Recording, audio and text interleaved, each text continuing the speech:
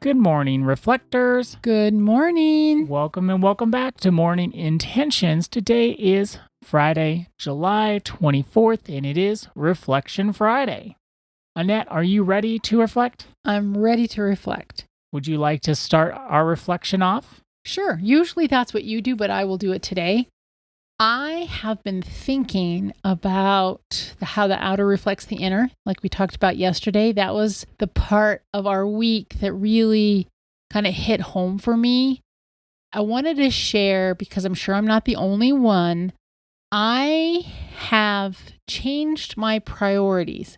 Not all the way, but I have made a huge shift in my priorities when it has to do with my home. And the shift is that I want to prioritize peace over productivity. That is something I've been working on. I love my projects. Everybody knows I love my projects. I love my peace more. And that is a life change, and that is a reprioritizing. So when we're thinking about what we discussed yesterday, we're getting rid of clothes and doing the Marie Kondo maybe, and reprioritizing what's front and center, like you shared about what was going on in my cabinet, and then now I have something completely different in my cabinet. Part of recognizing that the outer reflects the inner, which can be painful, that's just not something little. When you look around your home and you think to yourself, I'm prioritizing everything but what I love, then you go through your home and maybe you change the way you use some of the rooms. Maybe you decorate in a way that you never would have 5 years ago, but now it just feels right.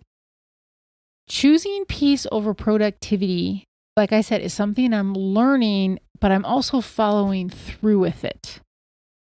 For example, might sound small, but I want to share it because maybe some of you are like me. I have struggled prioritizing rest, and I've shared that on the podcast. That's the choosing peace part, though. If I don't have rest, then I'm not choosing peace. But if I do have rest, some of what I thought were just the most important priorities, they're not getting done as quickly or in the timely manner that I would always have them be done. What set the stage for that mind shift? My happiness. Your happiness? Yes. That's why I call it choosing peace over productivity. Okay, so walk us through this.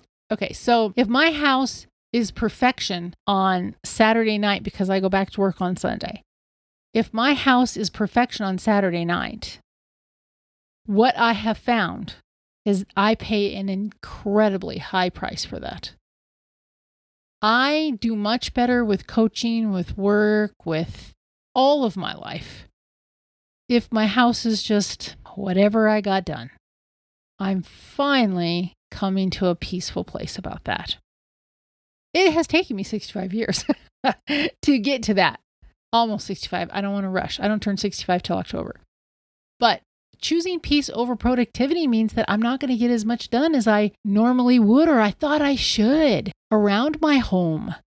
So when we're thinking about reprioritizing our home, maybe we need to simplify. We talked about decluttering.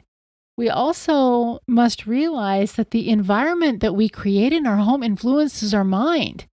So if I'm creating this environment that is to perfection, it's also going to affect my mind. My mind's going to be tired. I'm going to be worn out. I'm not going to have the emotional or mental capacity to do my job on Sunday. And I understand this finally. And it feels like freedom. I think it feels like freedom because it is freedom. Otherwise, you're just so attached to the outcome of what your kitchen looks like. You're so attached to the outcome of what your home looks like. And that attachment, as we talked about last month, is a recipe for Unhappiness, unhappiness. Yeah. When you're non-attached, you do your best, but you're not attached to what the end result looks like. So you could put all your dishes in the dishwasher, but if there's something in the sink where I could just get my soft scrub out and just scrub it up and get that just all sparkly before I go to bed, well, then you're going to go to bed later than you want. You're going to end up unhappy and it's not going to work out. Yes, we were talking with a client a few weeks ago, and she was saying that she was struggling because she always tries to fit that last thing in. Like if she has a meeting and there's 5 minutes, well, she could text, she could email.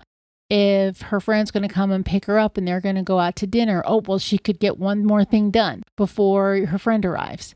She was finding, and I related so well to her because she was finding that one more thing really does steal her peace from her because her friend arrives and then she hasn't had time to even take a breath before she gets in the car and they go off for their evening.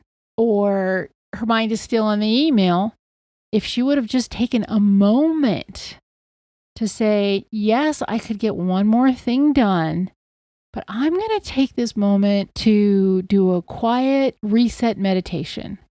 It's surprising how much that one more chore robs from us. And then it's also surprising how that 1 or 5 minute reset can truly reset us so that we're fully present for whatever we have to do in the next moment, or in my case, the next day. Because there's a difference between being busy and being fulfilled. We can busy ourselves. But are we fulfilled? Our schedules can be full, but are our hearts fulfilled? That's it. So that's my reflection. We only have a few minutes left, but what about you, Ada? What was the most important thing that we talked about this week for you? Reprioritizing my home. That one stuck with me. I know that was just yesterday, but you did mention it on Tuesday, so it's been on my mind. And it comes from your story about the fire near your home from a couple weeks ago. When you recognized, well, as long as you and Dawn were safe and you had your dog with you, you're fine. You can get new stuff, you can get a new home. It would be a big pain, but the most important things were you and Dawn and your dog. That has stuck with me because I started looking around my own space, my own home, and I felt the same way. There were some sentimental things that I wouldn't want to lose, and I would be okay if they were gone too. You know how that feel like if I had a choice, no, I wouldn't want to lose them. But for the most part, it'd be okay if it all went. I don't know. It just put me in a whole different perspective, in a whole different light. And when it comes to reprioritizing, what are my actual priorities? Is it this stuff? Or is it the people who are important to me? And I think as time goes, I'll probably reorganize myself and do the 4-box method and have a life that is more consistent with that. So will that involve simplifying and decluttering what we talked about this week? Yes, it will. There's a lot of things that they take up space and they don't matter that much. So I'm wondering, I'm not going to do this fast or go hog wild and throw it all in a garbage bag this afternoon. But I am going to think, is this shelf worthy? Is this cabinet worthy? Is this closet worthy? Is this a nice to have? Is it a must have? Like, what's its role in my life? And I didn't think that way when I bought the stuff. So it's going to be an interesting and curious assignment to go through everything with that lens. Were you thinking about this before this week? The decluttering and the simplifying? Or is that something that really is directly related to what we talked about on the podcast this week? It had been on my mind, like I said, because of that fire situation. But when it came to actually the act of decluttering and the desire to, that did come from this week. That's good. Taking it from insight and thinking about it, oh yeah, that sounds like something I might want to do, and then putting it into action.